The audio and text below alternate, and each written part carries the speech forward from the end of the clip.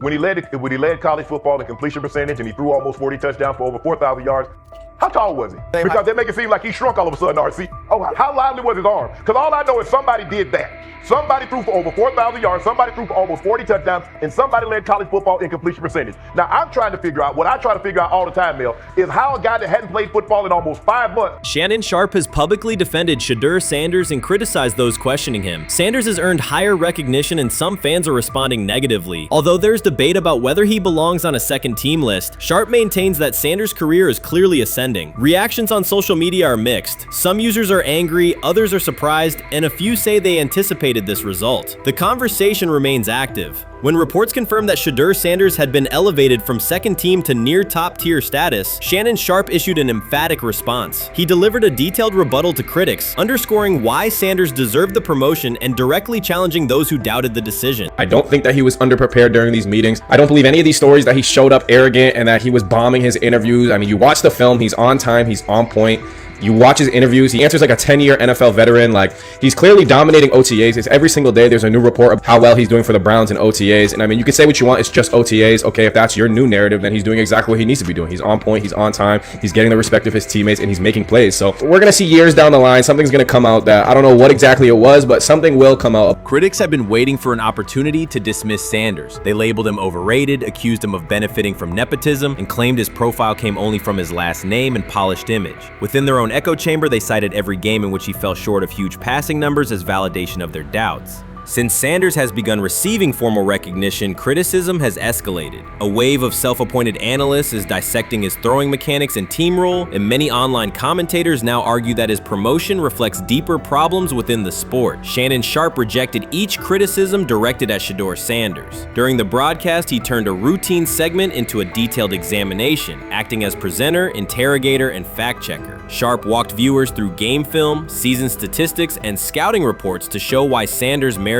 his recent promotion. Whenever a panelist claimed Sanders had not earned the role, Sharpe countered with completion percentages, efficiency ratings under pressure, and documented late-game drives that changed outcomes. He stressed that the backlash was driven less by on-field evidence and more by reluctance to revise earlier opinions. Sharpe argued that critics were upset not because Sanders lacked qualifications, but because his progress contradicted their initial narrative. By the end of the discussion, Sharpe had moved past simple defense and reframed Sanders as a clear example of performance-based advancement, demonstrating that early predictions can be wrong. Never heard of no Dylan Gabriel or Tyler Shock. What the hell is that? So how is Shedeur Sanders going behind them? I'll tell you how. Collusion. 4 different times they passed on him. How the hell does that happen? 4 rounds. It doesn't happen to a quarterback. We've never seen anything like this before.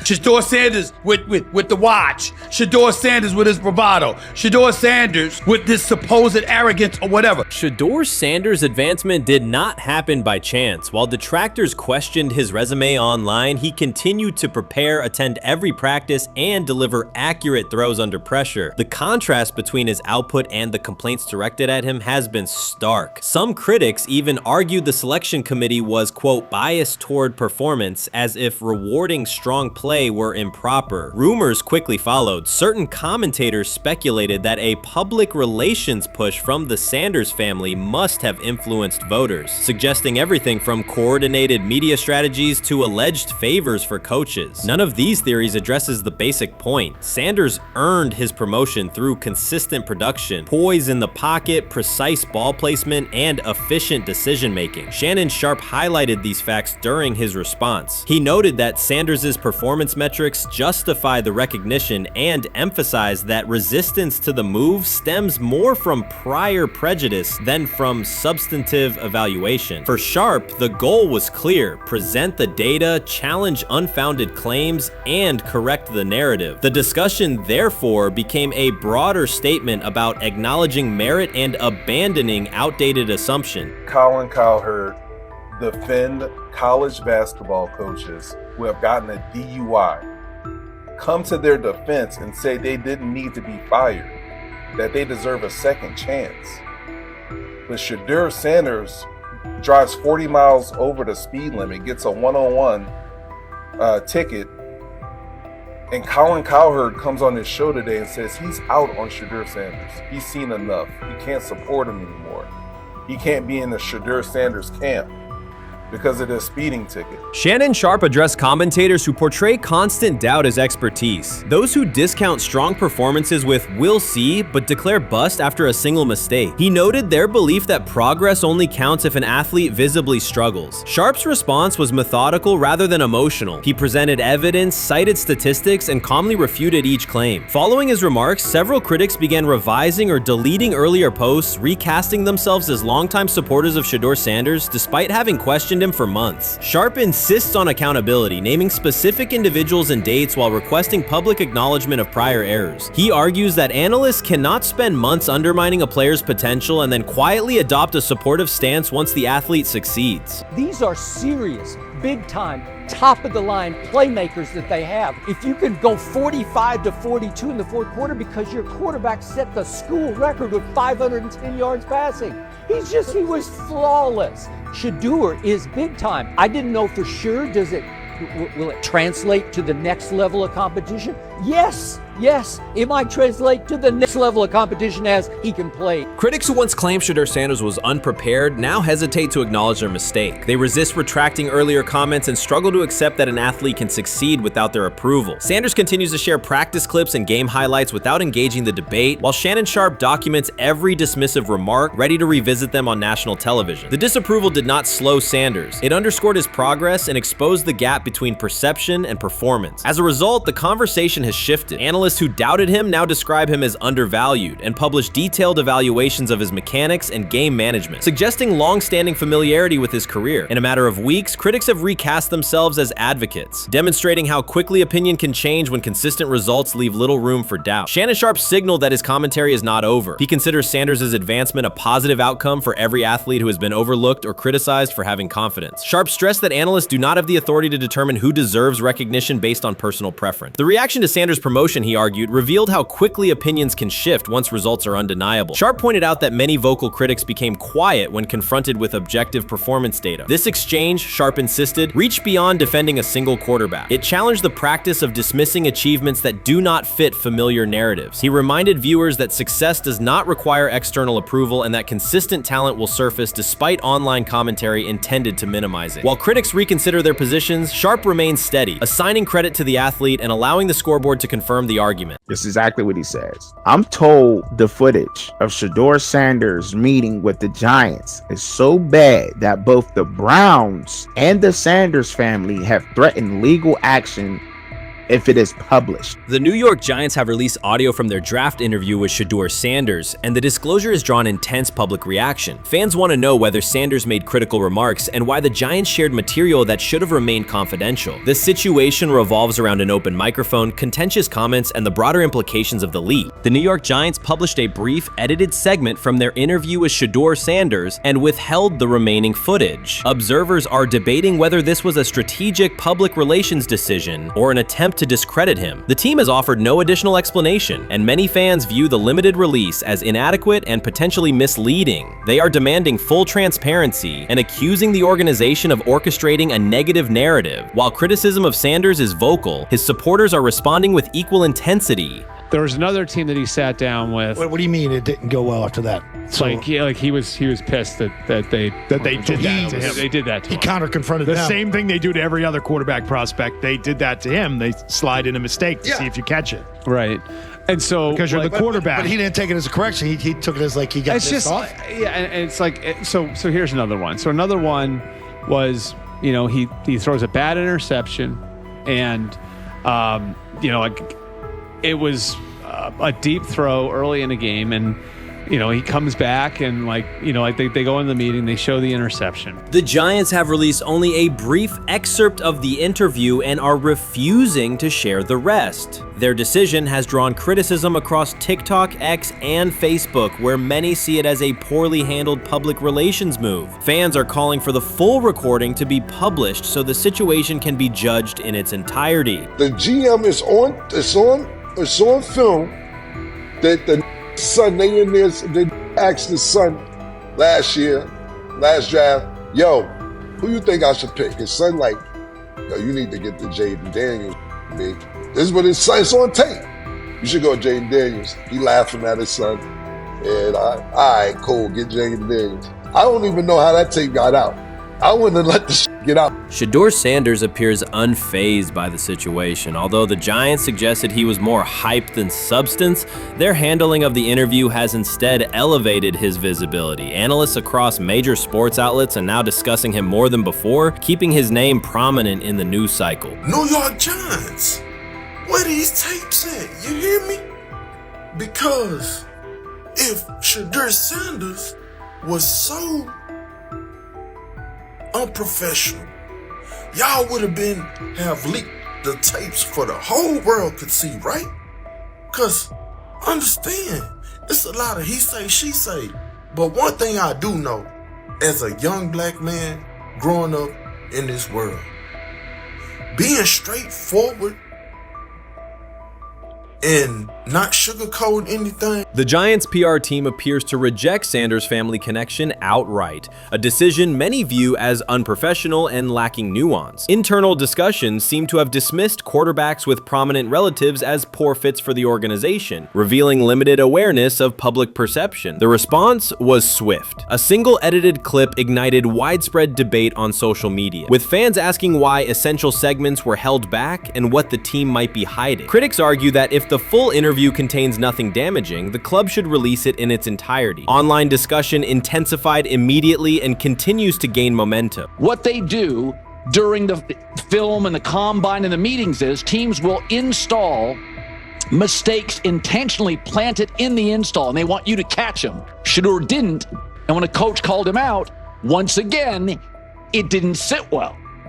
It's like, bro, there's not many teams needing quarterbacks, especially since Pittsburgh appears to have a deal with Aaron Rodgers and Tennessee's getting Kale Moore. The Giants' decision to withhold the full interview has produced an unintended result. Instead of diminishing interest in Shedeur Sanders, it has intensified it.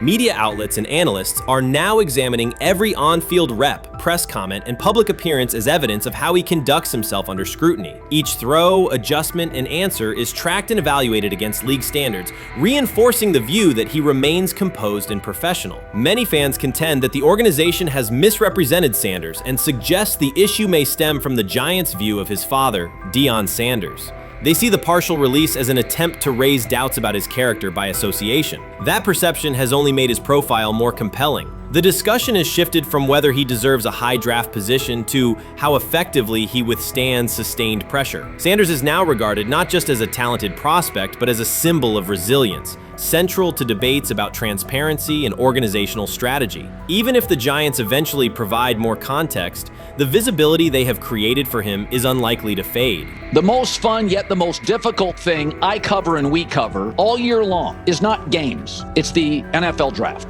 Because I've said this many times, you get lied to for a month to 2 months up to it. And so often during the draft, and every few drafts, there's a guy that really falls, precipitously falls. This year it was Shedeur Sanders, it's been Aaron Rodgers, it's been Dan Marino. Every few years somebody falls a lot. And so, but those stories don't come out until like the fall. Criticism of Shedeur Sanders from within the Giants organization has become increasingly public. Team communications appear focused on casting him as an overhyped prospect, whose character should be questioned, a narrative that seems aimed at shaping opinion rather than assessing performance. Yet each selective release or negative remark has instead amplified attention on Sanders and elevated his reputation. Efforts to confine him to a narrow, unfavorable image continue to produce the opposite effect, reinforcing his position as an underdog who endures external pressure. The debate has shifted from football analysis to broader concerns about narrative control and transparency. Fans, reporters, and online communities are still urging the Giants to publish the full interview, arguing that only complete context can resolve speculation. The organization's refusal to comply has intensified scrutiny and led many observers to conclude that the team underestimated public reaction and now faces questions it could have avoided with full disclosure. The tapes, the New York Giants have the tape. They definitely have the tape. It's confirmation that they have the tape. Shedeur didn't do nothing. Is what they saying he did. I'm gonna tell you what these mixed reaction right here. So we already know about the New York Giants, but the Pittsburgh Steelers head coach Mike Tomlin reported admired Sanders' talent, but hesitated to draft him due to previous challenges with quarterbacks like Russell Wilson and Justin Fields, leading to more cautious approach. Las Vegas Raiders. Sanders met with Raiders at the NFL scouting combine and expressed enthusiasm about potentially joining the team. His familiarity with the West Coast offense and quick release was noted positive, though concerns about his ceiling. Hours after the Giants posted that short audio clip, the timeline never slowed. Comment threads filled with frame-by-frame breakdowns, lip-read attempts, and side-by-side comparisons of what was said versus what was left out. Reporters called league contacts. No one could explain why a franchise would stir this level of curiosity only to seal the vault. Each refusal sharpened focus on Shedeur Sanders, turning routine throws into national talking points. Analysts kept circling back to the same note. His cadence at the line looks unchanged, steady against the noise. Hashtags demanding the full interview, trend drop, and trend again. Podcast hosts bump scheduled segments to lead with the leak. Rival teams get asked how they would handle a similar situation, then quietly check their own archives. Inside Giants headquarters, the plan to shape the story looks less like strategy and more like a slow burn spotlight they can't switch off. And now every preseason snap, every media availability, every stray sideline camera angle gets fed into a loop that asks, what are they still hiding? The file remains locked. Curiosity keeps compounding. Until someone presses upload or steps to a podium and explains the redactions, the subject drifts away from depth charts and play design, fixing instead on secrecy, control, and the risk of underestimating how fast attention turns pressure into permanence. Momentum isn't fading, it keeps recalibrating, louder, impossible to mute. Shedeur is lighting it up in practice every day. You're not even a half bit curious to see what he could do with the ones. That makes no sense. And then on top of all of that, you got players going on podcasts and talking to people in the media saying this guy is really good. Like, this guy is legit. So even your peers respect you enough. How is it that the coaches can't see that? It always starts with the players, where the player's like, hey, you see that? You seen that pass he threw? The Cleveland Browns were taken by surprise when quarterback Shedeur Sanders stepped in for first-team snaps, asserting control of the drill and instantly highlighting deficiencies across the rest of the room. His confident command forced coaches to pause practice clips, reevaluate progressions, and consider immediate adjustments to the depth chart. Within minutes, discussions spread throughout the facility and online forums as fans weighed what Sanders' showing means for the current starters. The organization now faces an urgent, data-driven decision on whether Sanders should move up permanently. Shedeur Sanders arrived at Browns practice, took several first-team reps, and the entire quarterback group immediately felt the pressure. Coaches erased the whiteboard and reviewed their plans. Staff members exchanged concerned comments, and observers began asking whether Sanders was positioned to assume a larger role. Tony, every year we see at least 1 to 2 teams. They were in last place in their division the year before. No one thought they'd be good, and then they were good. It almost seems like no one's even assuming the Browns can be that, but we see it happen every year. And I get the quarterback stuff, but like, correct me if I'm wrong, Tony. The Browns are trying to run the football, play good defense, not turn the ball over in the passing game, and try and take advantage when they can, correct? That's what they're trying to do.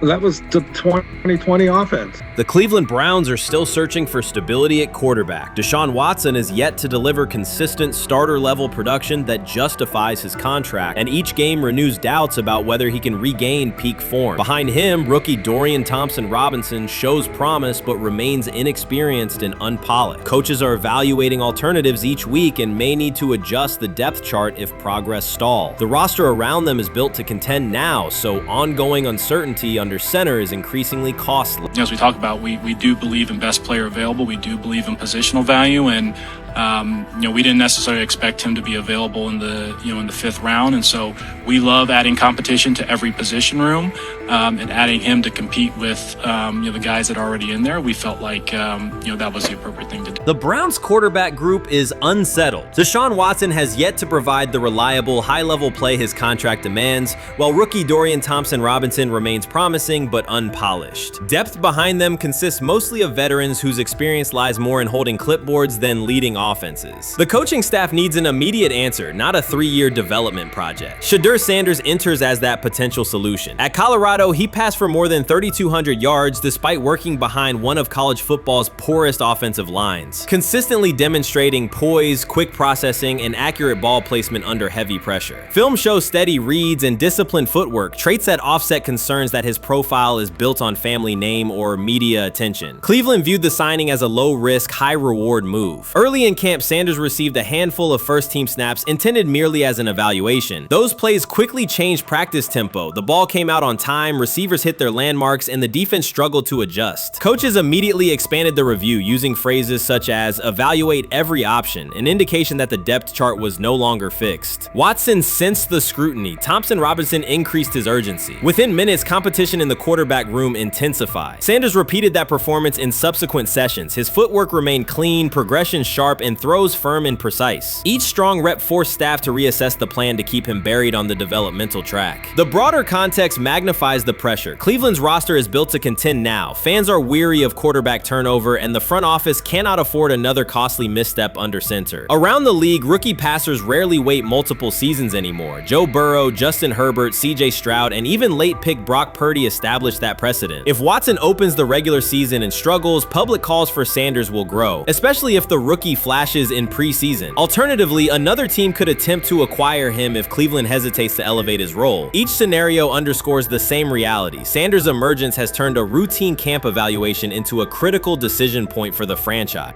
And we saw Dillon Gabriel go 11-11 with the first team, Shedeur Sanders go 11-11 with the second unit. So that was really the big wrinkle today.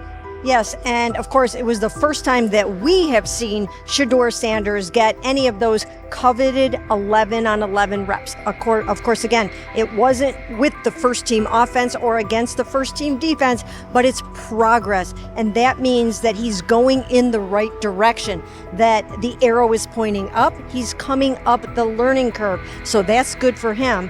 And I actually thought just overall, he had a better day than Dillon had today. He completed more passes. He was more on point. In fact, in that 11-on-11 period, he threw a near touchdown. Desperation can push franchises toward aggressive decisions, especially when their quarterback options appear unconvincing or outdated. One scenario now emerging is that Sanders earns enough confidence to take full preseason reps with the starters, forcing Cleveland to revisit a depth chart it believed was settled at the beginning of July. His practices demonstrate that the excitement around him is grounded in measurable performance. Accurate, high-velocity passes against first-team defenses, and confident command of the huddle. Each strong outing also heightens league-wide interest.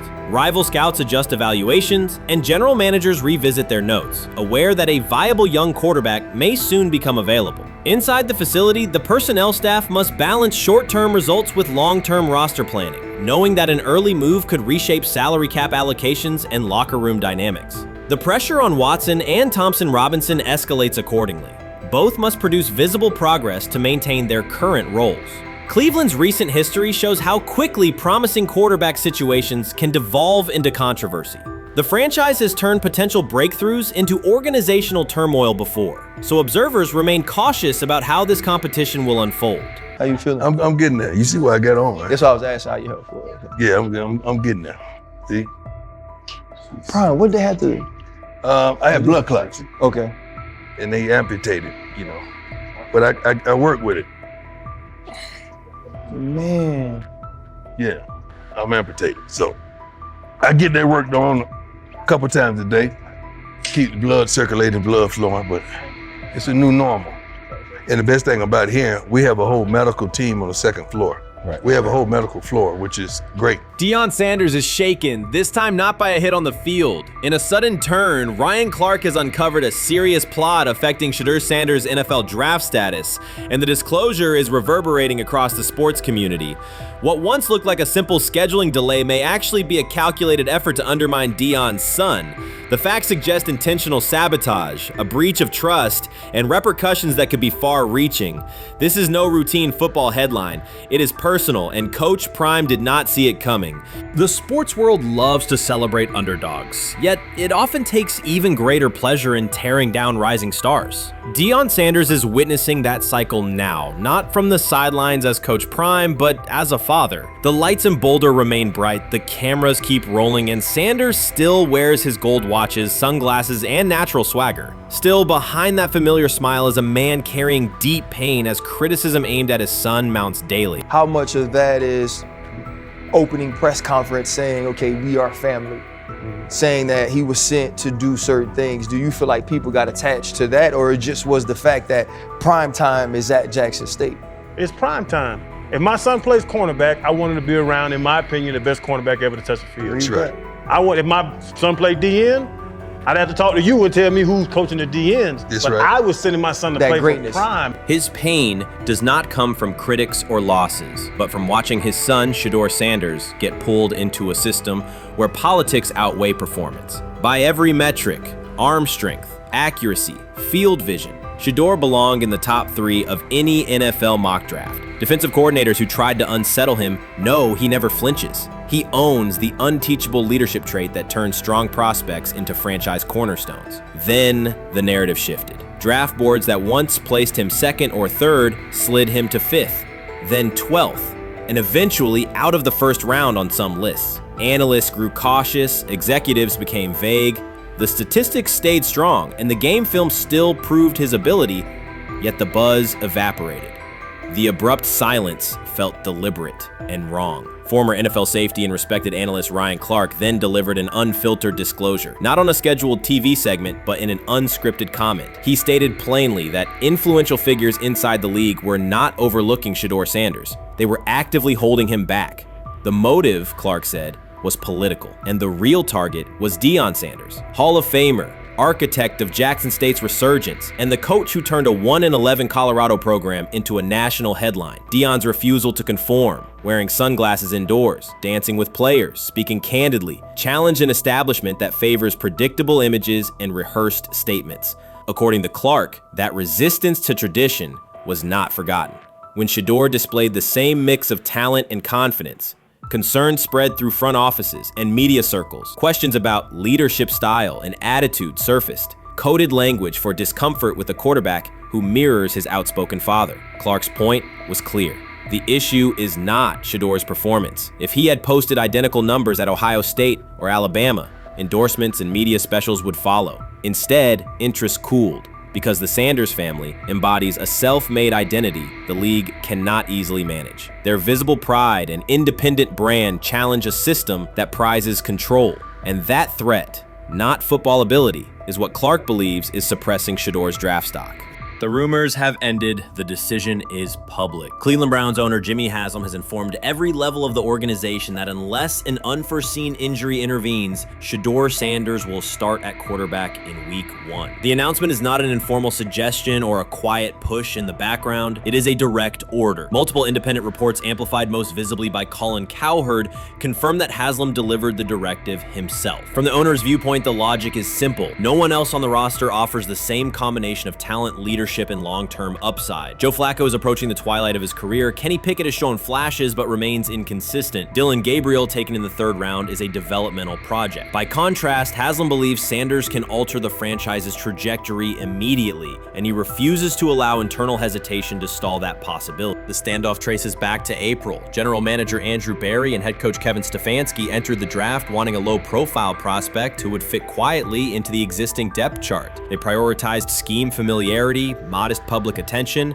and a clear developmental timeline. When the board lined up, they reached for Gabriel in round 3, reasoning that an early investment would justify keeping a rookie on ice behind the veterans. But Sanders continued to slide, first through day 2, then deep into round 5. Haslam watched the names come off the board, convinced the league's bias against Deion Sanders' outspoken son was obscuring legitimate first-round talent. When Cleveland's 5th-round pick arrived and Sanders was still available, Haslam intervened. He did more than approve the choice. He overrode the original plan, making it clear that the organization would select Sanders and give him every chance to compete. From that moment on, the Browns' internal narrative splintered into 2 camps, those ready to accelerate around their owner's vision and those still trying to protect their original approach. Once rookie minicamp began, Sanders erased much of the speculation. He commanded huddles, processed coverages quickly, and delivered throws with anticipation that belied his draft slot. Teammates noted his willingness to accept blame for missed timing, then correct the error without dramatics. While Flacco and Pickett split most first-team reps, Sanders treated limited opportunities as full-speed auditions. During organized team activities, he identified blitz looks, redirected protections, and consistently consistently found his second read when the primary route was covered. More than one defensive veteran told local reporters that Sanders looks like the best arm in the building. That assessment forced Barry and Stefanski to reevaluate their timetable. They could no longer label Sanders a long-term project without contradicting on-field evidence. Drafting Gabriel 2 rounds earlier had provided the staff an excuse to slow roll Sanders' ascent. Coaches could point to investment cost, meeting room familiarity, and installation comfort to justify Gabriel's snap share. Yet each practice rep in which Sanders outperformed the third rounder weakened that shield. Behind closed doors, position coaches began requesting more Sanders film for cut-ups, and offensive assistants quietly shifted meeting questions toward concepts the rookie already executed well. By mid-June, Barry himself started describing Sanders not as a developmental asset, but as a competitive option.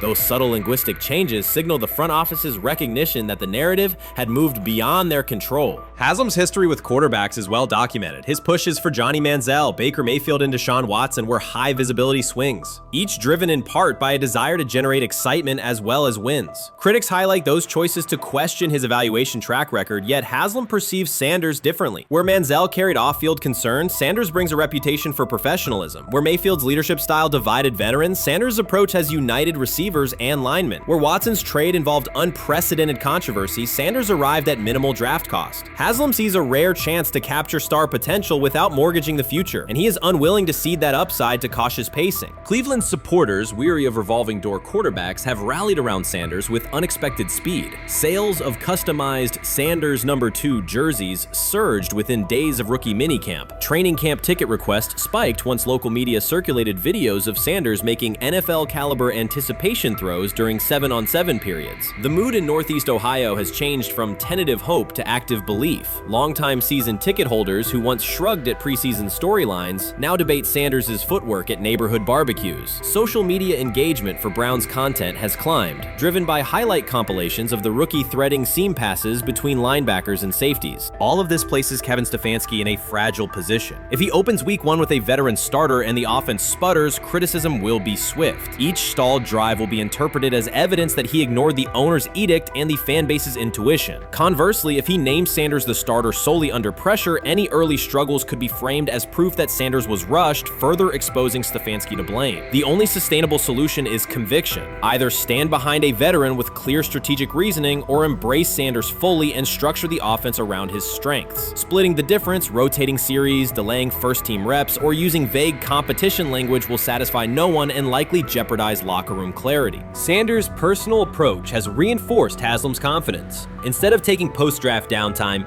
he traveled to Texas to train in full Browns gear at facilities near his father's home. The leaked clip of Sanders executing footwork drills in helmet and pads wasn't a marketing ploy. It was a glimpse into a quarterback visualizing Week 1 live. Team personnel who viewed the footage recognized purposeful rehearsal, cadence calls, pocket movement against simulated pressure, and follow-through adjustments based on imagined rush lanes. Observers asked why a rookie would conduct such intense solo sessions in May. The answer is straightforward. Sanders does not view himself as a developmental pick. He considers himself the starting quarterback of the Cleveland Browns and prepares accordingly. On pure ability, Sanders' arm strength ranks with the league average for starters. His accuracy to the intermediate middle, an area where the Browns' current scheme generates high leverage completions, has drawn consistent praise from receivers. The primary areas still under review are blitz recognition and live bullets and timing on deep outbreaking routes versus press coverage. Those developmental checkpoints are significant, yet daily practice reps show acceleration. In contrast, Flacco's mobility limits the boot action game that Stefanski installed to help Mayfield early in his tenure. Pickett can extend plays, but struggles to attack tight windows between linebackers and safeties, an essential requirement in Cleveland schematics. Gabriel remains an unknown at NFL speed. Thus, the competitive landscape favors Sanders sooner than the coaching staff originally planned. The franchise now stands at an inflection point. Haslam's mandate, the locker room's growing support, and the fan base's enthusiasm all tilt towards Sanders. The front office's earlier strategy, anchored in patience and quiet development, is increasingly untenable. Barry's shift in messaging indicates grudging alignment, but final authority over the depth chart rests with the coaching staff, unless ownership directly intervenes on game day decisions. a move rare but not unprecedented in the NFL. Should Stefanski align with the owner and name Sanders the starter before preseason concludes, he can claim proactive vision and tailor the offense through training camp. Should he resist and open with a veteran who falters, he risks rapid loss of credibility and possibly his position. Either path carries pressure, but only one aligns with the momentum sweeping through the building. For 2 decades, the Browns have cycled quarterbacks without securing a stable star. Each new hope, whether draft pick or trade acquisition, has collapsed under injuries, inconsistency, or organizational disarray. The possibility that Sanders could finally anchor the position is not merely a football storyline. It is a potential cultural reset for a fan base defined by resilience. Haslam's insistence reflects that awareness. Cleveland needs a leader who can win on Sundays and project confidence every other day of the week. Sanders has shown he can shoulder expectations without retreating from scrutiny. That trait, more than arm talent alone, is why the owner views him as indispensable. Voluntary workouts transition to mandatory minicamp next week. If Sanders receives a substantial share of first-team snaps, observers will interpret it as the staff's acknowledgement that the competition is tilting decisively.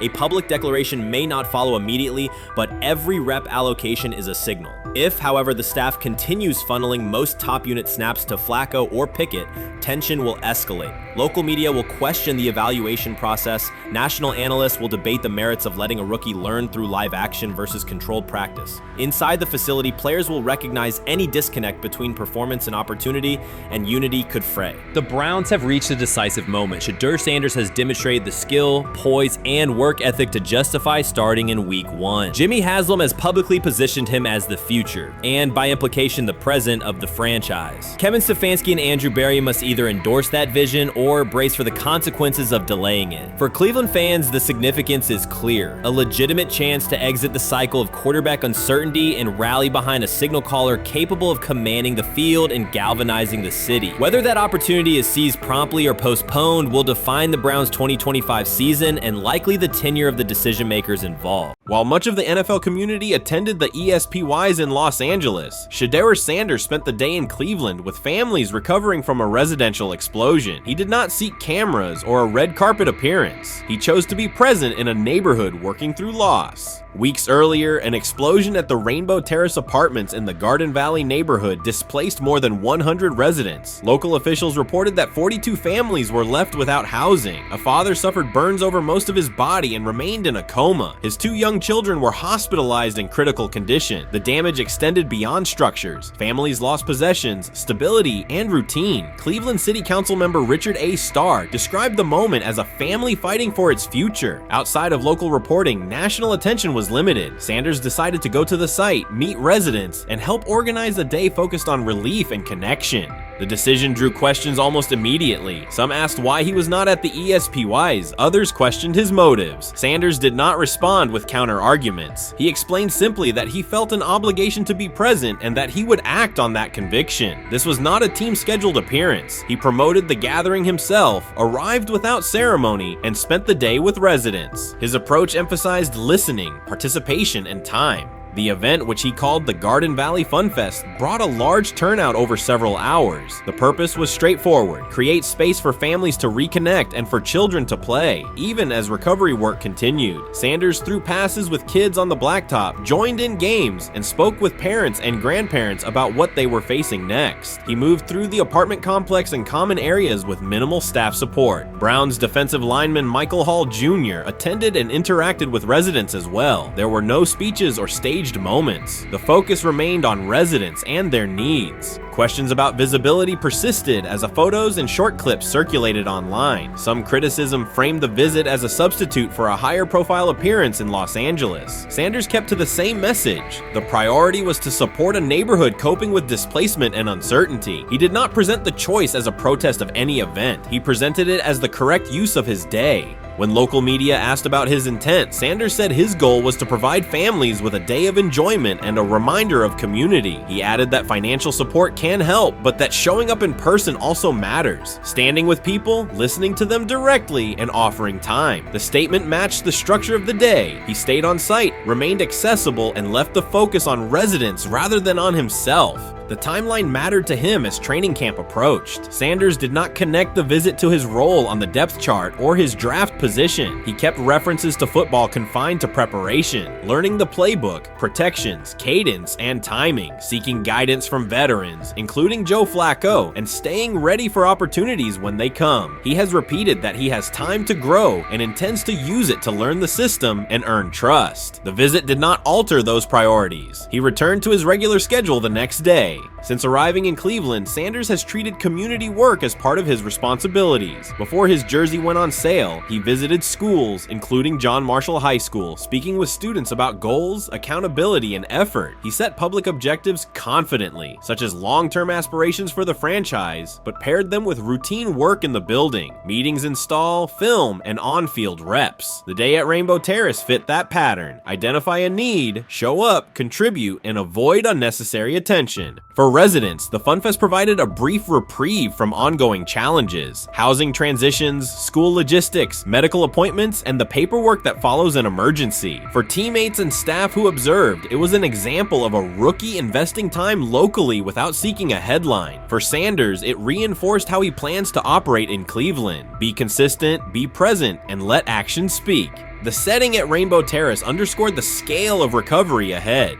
Families described the first weeks after the explosion: nights in temporary housing, efforts to replace clothing and essentials, coordination with agencies and community groups. Sanders moved from group to group, speaking with parents about their immediate needs, greeting elders who came to watch the activities, and encouraging kids who wanted to throw a football, run races, or take a photo. He kept the schedule flexible so residents could arrive and leave as they were able. Community partners and volunteers handled tables for supplies, simple games, and refreshments. There were no sponsor banners or organizational pitches. Residents organized as they usually do, checking on neighbors, guiding children, and sharing updates. Sanders' role was clear: participate, make time, and listen. The presence of a recognizable player brought energy, but the purpose remained practical: create a normal afternoon in a place that had not felt normal since the blast. Online reaction covered the full range of opinion. Some posts praised the decision and the event's tone. Others questioned why a rookie would skip a high-visibility awards show. Sanders did not try to manage that conversation. He maintained the same explanation. He chose to spend the day where he believed he could be useful, and then he returned to his football schedule. The approach was consistent with how he addresses other topics: answer directly and move on to the next task. The same measured approach appears in his preparation for camp. Sanders has not asked for public guarantees about reps. He has focused on install recall, cadence, and protection IDs, route timing, and situational work. He has sought input from veterans, thanked teammates who have provided guidance, and spent time with receivers and linemen to align on communication.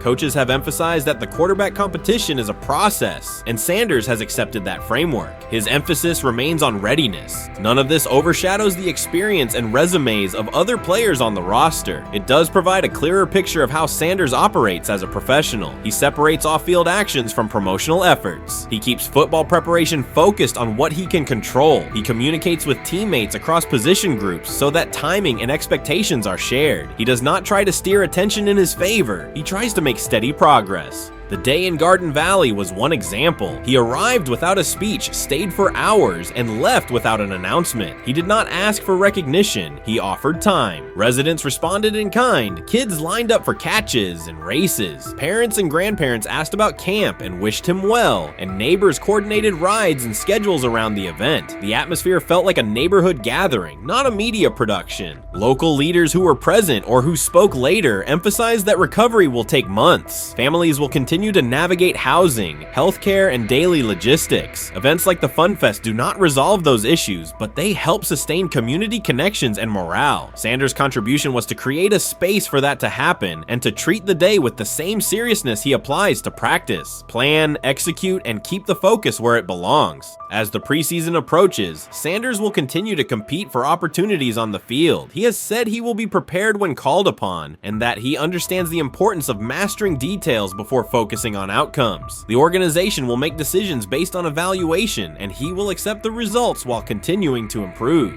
The off-field choices will remain consistent, identify needs in the city where he lives, and contribute in direct, practical ways. The core elements are simple. A neighborhood suffered a significant loss. Residents faced immediate and ongoing challenges. A rookie quarterback chose to spend a day there, without a press conference, without a schedule of talking points, and participate in a community-led event designed to give families a break and remind children that play still has a place. He provided presence, not a headline. He listened more than he spoke. He returned to work the next day. In a league and media environment that often prioritize visibility, Sanders made a different choice. He kept attention on people, not optics. He placed value on time spent in person rather than on appearances. He continued to build trust in the locker room and in the city through steady conduct rather than declarations. That approach, measured, direct, and consistent, will shape how he is viewed in Cleveland as much as any public statement could. The outcome of his football career will be decided on the field by installations learned, reads made, throws delivered, and games played. The outcome of his role in the community will be measured by smaller, quieter moments. Afternoons like the Fun Fest, school visits, and unannounced stops where listening matters more than being seen. For Cleveland residents at Rainbow Terrace, the takeaway from that day was straightforward. Someone who represents their team showed up, stayed, and participated without fanfare. For Sanders, it was the same. Do the work in front of you, whether that is a practice period or a neighborhood event, and keep the focus on the people who are affected most. Shedeur Sanders doesn't ask for excuses. He hasn't blamed limited reps, patched together receiver groups, or fourth-string offensive linemen struggling against Cleveland's second-team defense. He shows up, works, and demonstrates why he belongs. On day 3 of Brown's training camp, for the first time since OTAs, he finally received something close to a fair opportunity. He lined up with the second unit during an 11-on-11 period and made the most of it. In 8 plays, he did what he typically does when given a chance. He executed. He went 2 for 2 on a quick series, finishing with a decisive throw to tight end Blake Whiteheart that immediately caught the sideline's attention. There was no hesitation in his drop, no unsettled feet, and no panic. Just firm, accurate timing and clean operation. It raised an obvious question. What has taken so long for the Browns to evaluate him with a functional group?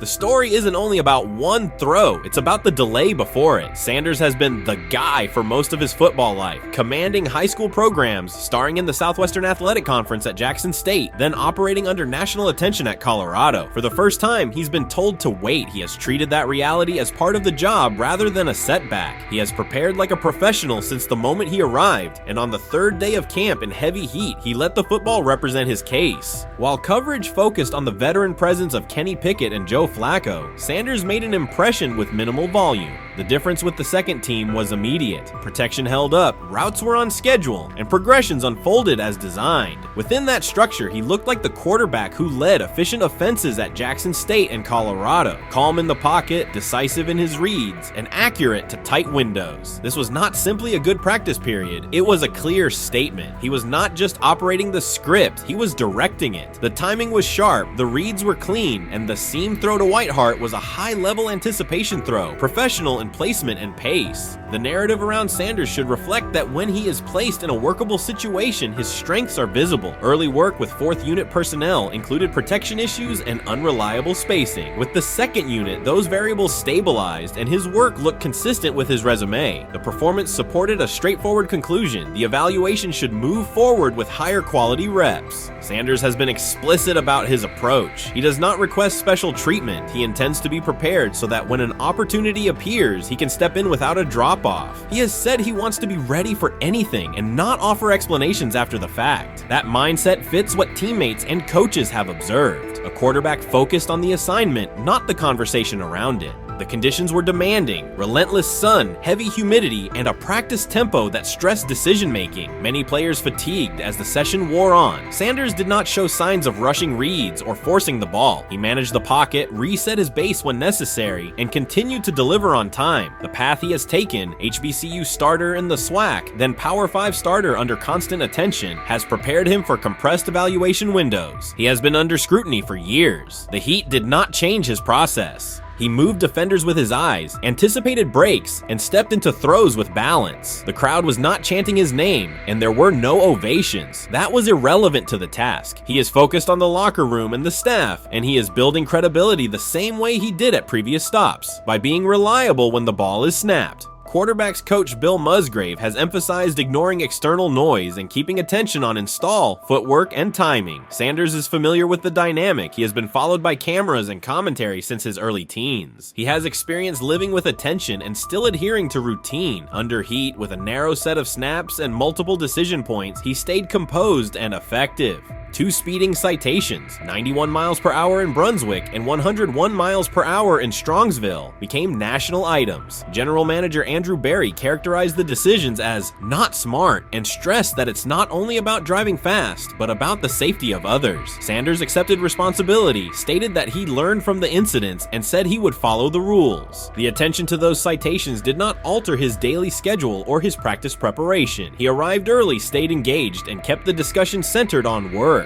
Away from the field, he spent time at Rainbow Terrace in Cleveland after a significant apartment fire, distributing supplies and checking on families affected by the incident. There was no formal media rollout around the visit. It was an instance of direct engagement with the community without publicity attached to it. That reflects the same approach he shows inside the building. Do the work first. Sanders treats each rep as if it might be his last for the day and his only chance to show a specific element on tape. He prepares for protections, cadence variations, route adjustments, and timing with a level of detail that compresses the learning curve. When he is not under center, he studies coverages from the sideline, charts plays, and reviews video before and after practice. He writes down the next day's calls so he can anticipate checks. He has reference using virtual simulation tools to replicate snaps he does not receive physically. That is not a passive stance, it is an active attempt to reduce the distance between classroom and field. He is building relationships across the roster, not just with projected starters. He communicates with defensive backs to understand what they see and how they react to certain stems. He spends time with offensive linemen to align on cadence and protection calls. He connects with newer players away from the facility so that communication improves in practice. That is practical leadership, consistent, low visibility work that becomes obvious when the ball is snapped and the operation is smooth.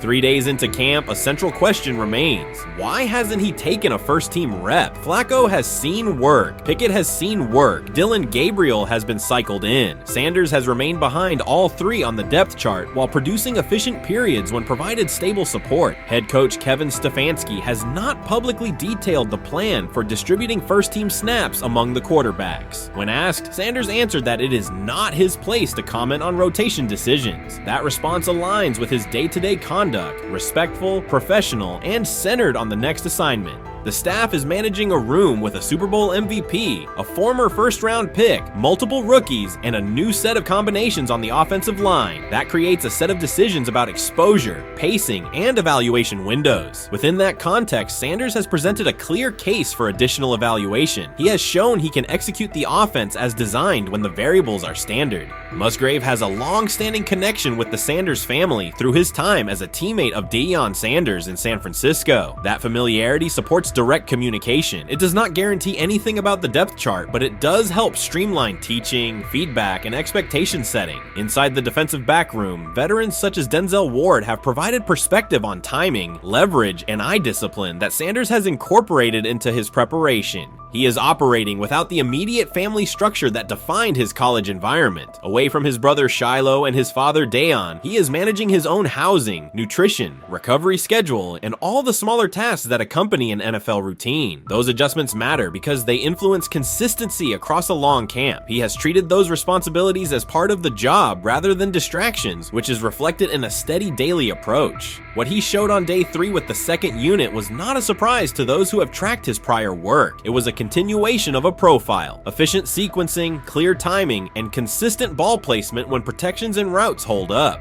The 8-play period was short, but it was enough to reinforce the point. He doesn't need a large sample to demonstrate baseline operation. He needs a fair sample to test ceiling and adaptability. There is also the matter of perception. Public attention concentrated on the speeding tickets and the general manager's response. Less attention fell on the preparation, the efficient period with the second team, or the community engagement at Rainbow Terrace. That imbalance is common in training camp narratives. Sanders has handled it by keeping his answers simple and his focus on football. He has not tried to redirect the conversation. He has done his work and waited for additional reps. The objective next step is straightforward. Expand the evaluation with higher unit personnel and standard opponents. That does not require a complete reshuffling of the depth chart. It requires allocating a defined sequence of first team snaps so that timing with starting receivers and protections with starting linemen can be measured on tape. The staff can then compare operation speed, accuracy under pressure, red zone decision making, and 2-minute mechanics against the other quarterbacks. That is the most direct way to clarify the competition. None of this dismisses the experience or track records of the veterans in the room. It emphasizes that the purpose of camp is to test assumptions with current performance. Sanders has provided enough evidence with the second unit to justify a broader look. He has shown that the pace of his feet matches the pace of his eyes, that he can hold safeties with his shoulders, and that he can drive intermediate throws without float. He has also shown discipline to take the clean completion rather than force the vertical shot when leverage dictates otherwise. Every day he has addressed the controllable items, meetings, note-taking, install recall, cadence management, and post-practice review. He has not asked for public guarantees. He has asked for an opportunity to compete on comparable terms. The 8-play sequence with the second unit was a small but clear example of what he can do when those terms exist. The staff's communications have been measured. Stefanski has not laid out a schedule for first-team rotations publicly. Barry addressed the speeding incidents directly and emphasized standards for decision-making off the field. Sanders accepted the criticism, adjusted his behavior, and moved forward. Those are the relevant facts. What remains is a football evaluation that can only be completed by giving him snaps with the top group and measuring the results. If that evaluation occurs and he performs at the level he showed with the second unit, the conversation will shift from potential to placement. If it does not occur, the question will persist through camp. Why not test the full picture? Sanders has built a case based on preparation, poise, and execution. He has demonstrated leadership by building relationships across the roster. He has shown maturity in handling external issues directly and moving on. He has given the staff reasons, on the field and in the building, to continue the process.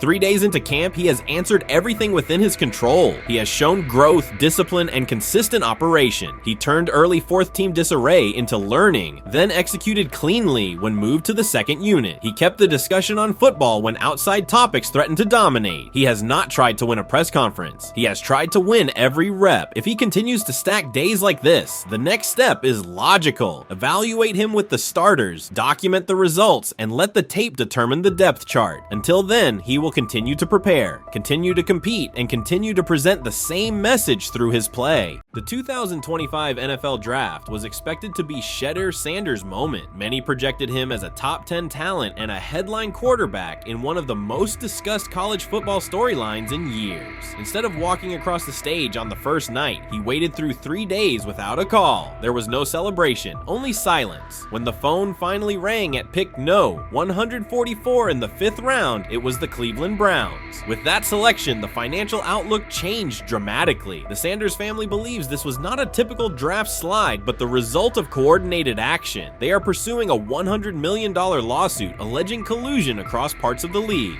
In the months before the draft, Sanders was consistently discussed among the top quarterbacks in the class. Television and digital analysts praised his poise, accuracy, leadership, and command. Scouts highlighted a 74.1% completion rate, record-setting stretches at Colorado, and his rise from an HBCU star to a national figure. Consensus expectations placed him in the first round or early second. Draft night unfolded differently. As picks accumulated, there was little indication that his name would be called. The atmosphere at his private gathering shifted from anticipation to doubt. When the Browns selected him late on day 3, projections for his first contract dropped from an estimated range in the mid-$30 million to approximately $4.6 million, with corresponding reductions in likely endorsements and long-term positioning. According to Deion Sanders and others close to the family, this was not about performance, injury, or conduct. They argue it was coordinated. Attorneys were contacted immediately. The allegation is straightforward. Sanders' value was suppressed intentionally. The family's position is that this was a calculated decision within parts of the league, not an isolated set of evaluations. The legal claims focus on communications that, if authenticated, could be significant: internal emails, text messages, and owner-to-owner conversations. The family's representatives contend that these materials show a deliberate effort to avoid drafting Sanders in early rounds based on perceived image concerns rather than football merit. One message reportedly under review framed the decision in branding terms. Drafting Shedeur would mean inheriting the prime brand. The complaint asserts that this view led some teams to discourage others from selecting him unless necessary, not for film-based reasons, but to avoid perceived attention and external pressure tied to his family's profile. A related thread involves speculation about team fit and willingness to play for certain franchises. Past public comments by Deion Sanders were interpreted by some as signals of an Eli Manning scenario. The family's view is that these were strategic statements, not ultimatums. They argue that rather than engage in discussion, teams chose a passive approach, no direct rebuttal, reduced contact, and a collective reluctance to invest a premium pick. If phone records and written communications corroborate coordination, these items could become central exhibits. Media tone shifted as the draft neared. Coverage that had emphasized production and leadership began highlighting intangibles, interviews, and perceived coachability. Anonymous sourcing appeared in multiple outlets, with claims that Sanders skipped combine drills out of arrogance, bristled at film critique, or told one club, "Maybe I'm not the guy for you," after a tense session. A widely cited line, "Nobody wants a celebrity backup quarterback," was voiced by Colin Cowherd and circulated as shorthand for risk.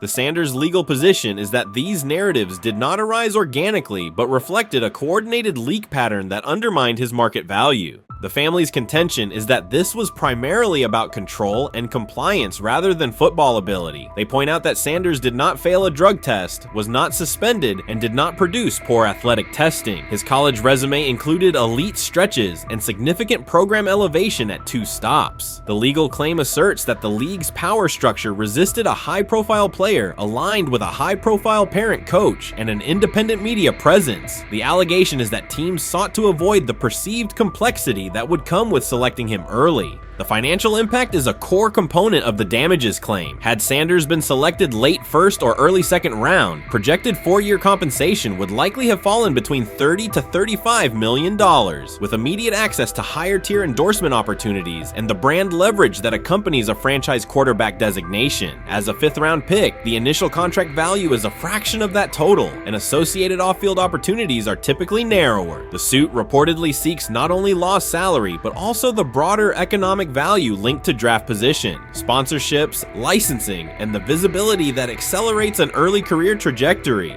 The filing's scope, as described by sources close to the family, extends beyond the league office. It may involve media outlets, scouting firms, and specific executives if discovery shows coordination or materially false statements that affected value. The argument is that the draft slide harmed not only Shedeur, but also the broader Sanders brand, affecting perceptions of Deion Sanders as a recruiter, coach, and public figure. The family's view is that narrative construction around brand risk and celebrity backup produced a measurable economic and reputational loss. If a court authorizes discovery, the process would likely compel emails, internal draft notes, and message archives from teams and third-party intermediaries. Subpoenas could be served on media organizations for sourcing records related to anonymous quotes. That level of transparency would be unusual and could reveal how information flows during pre-draft periods. The legal theory moves beyond a single player's evaluation to the draft's integrity, whether owners or executives acted in concert to reduce a prospect's value for reasons unrelated to football performance.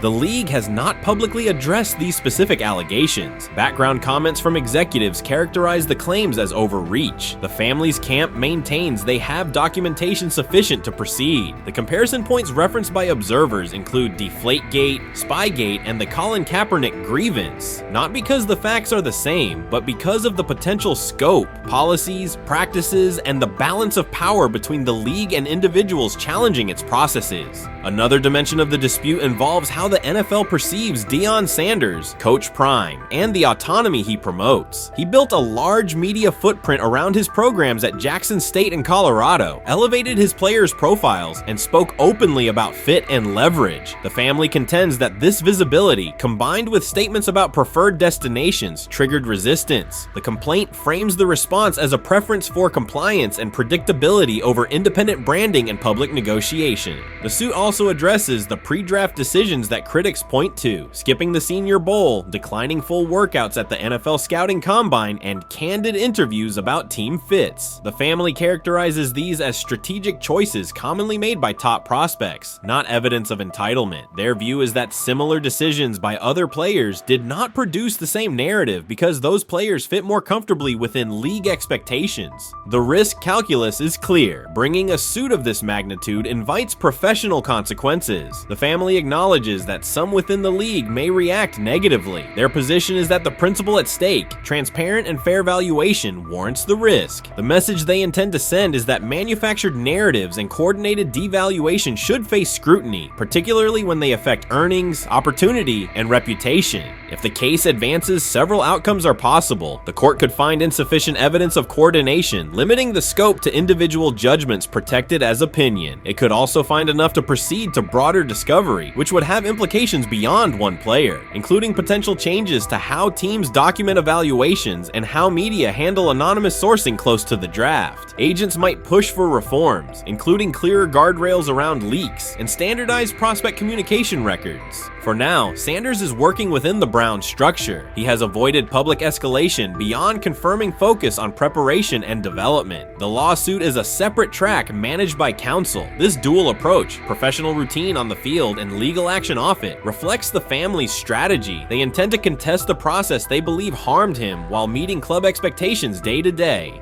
The core allegations remain consistent across their statements. A talented quarterback saw his draft value suppressed by coordinated behavior tied to branding concerns and public positioning rather than football merit. Media narratives amplified that shift, and the result was a substantial, quantifiable loss. The remedy sought includes compensation and a measure of accountability that could deter similar conduct. Whether the claims are ultimately proven will depend on documentation and testimony. If emails, texts, and call logs substantiate coordination, the impact could be significant, prompting policy review around pre-draft communications and media engagement. If not, the case may narrow to disputes over opinion, perception, and the gray areas of scouting. Either way, the filing signals a willingness to confront entrenched practices and to test in court how far the process extends beyond film and interviews. This situation has moved from speculation to litigation. It addresses control, image, and power in a system that influences careers and compensation. It also underscores how public narratives can shape market outcomes. Sanders' path now has two tracks: earning opportunities on the field in Cleveland and seeking redress off the field for what the family views as an avoidable and orchestrated loss. The questions at stake are larger than one draft slot. They touch on how the league values independence, how information is weaponized, and what recourse exists when a player believes the evaluation moved from football to optics. The answers will emerge through practice reps and, potentially, through discovery and a courtroom record.